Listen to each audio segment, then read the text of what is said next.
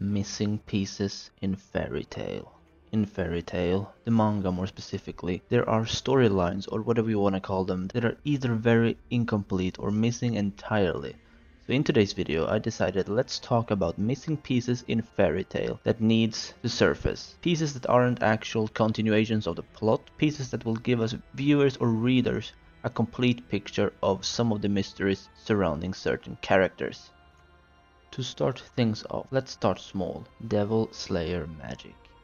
As some may have guessed, I am mostly thinking about silver here, not grey, but it will probably touch a little on grey too. So we were of course introduced to Silver Fullbuster in the Tartarus arc, and found out that he's Grey's dad and all of that, but we also found out that he used a very specific type of magic called Devil Slayer magic. And this was of course a big wow to most readers or viewers if you found out in the anime. But how did he learn it, and what differs Silver from Grey? Now what I want to have brought to the surface is mostly what differs Silver from Grey, because we know that Grey pretty much goes all smudgy when he uses Devil Slayer magic, but Silver didn't, at least not that we know of.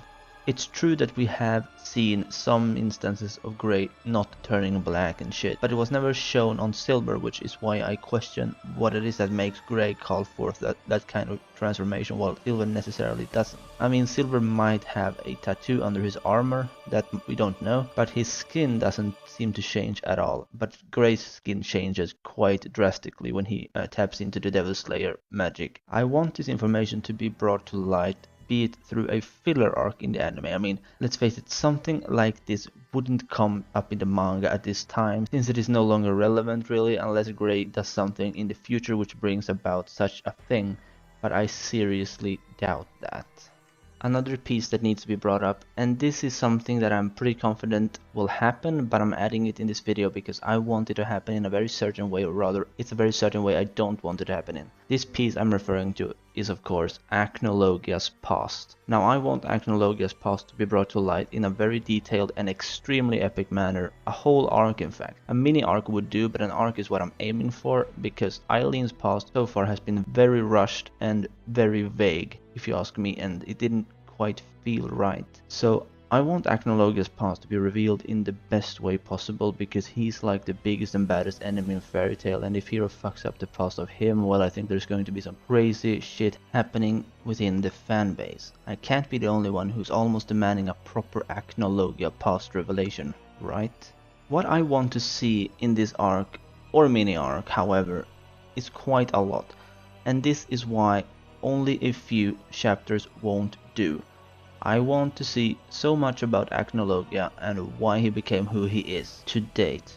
How did he turn into a dragon, as in what was his experience when turning into a dragon, and why did he turn on the dragons in the first place? Is there a big reason behind Acnologia's motives? I want to know so much about Acnologia, it's like unreal. What's his real name? I mean, I think most people have figured out by now that Acnologia is the name he's either chosen himself or was given by his reputation, because Acnologia is a dragon's name, and you can of course see that with one example that I can think of, and that is Vice Logia, Sting's parent dragon. They both end with Logia, which pretty much tells us all we need to know. He was not born with the name Acnologia. And that brings me up to another question.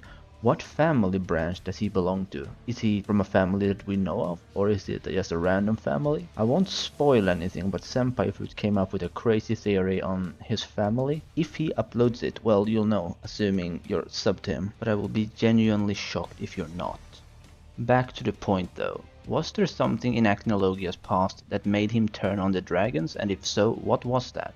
These are the things that we need to know, and there will need to be some big amounts of chapters to give us these answers, and this is why I say that an arc is necessary to please everyone, me included.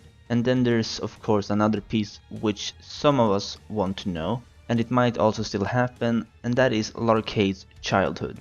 And I mean from the very beginning, how was he born and what was his past like? I mean, all we know is a fair share of dialogue given to us explaining how he wasn't shown the love he probably should have been shown by Zeref, simply because Zeref favored Natsu over him. I mean, there are so many things that we need to know in order to truly understand a character. Getting the basics is one thing, but to truly understand a character, especially in a villain's case, there needs to be explaining, proper explaining, in this case visual explaining. I mean, we know Zeref can't really show love because he's cursed or some shit like that, but the fact that nobody seemed to like Larcade is what bugs me. Even August looks at Larcade like he's an outsider. Like, I mean, what could he possibly have done to deserve that? If anything, August should revere the child of Seraph, right? But he doesn't. I want to know why. Arguably, there's one more thing that people want to know though, but I'll be honest, me personally, I don't see the point in this happening, at least not this late in the series, and that is Gildart's Century Quest. I mean, there have been some crazy amounts of speculations and theories on this, and I've done my fair share of theories on this as well. It would be pretty interesting to see what that quest actually was, even if it's just confirmed swiftly. Like, I don't see a whole arc covering this, obviously. That's just ridiculous, but I don't even see maybe a whole chapter, but like, I don't see it, it's too late now, I think, because that Century Quest doesn't, well, it might not have any significance at all to the plot, but if it does, then maybe, yeah, but if it doesn't, then I don't think it's gonna happen. Simple as that. Anyway, that's all for this video. A bit longer than usual, but I figured I'd try to go a little bigger just for now. And who knows, I might continue doing it from time to time if I have big topics in need of covering. Let me know what you think down in the comments below. Do we need to see some of this information? I mean, some of it might be a bit trivial to some. This was a mix of what people want and what I personally want to find out. And as always, if you did, please like this video and subscribe if you're new. Bye.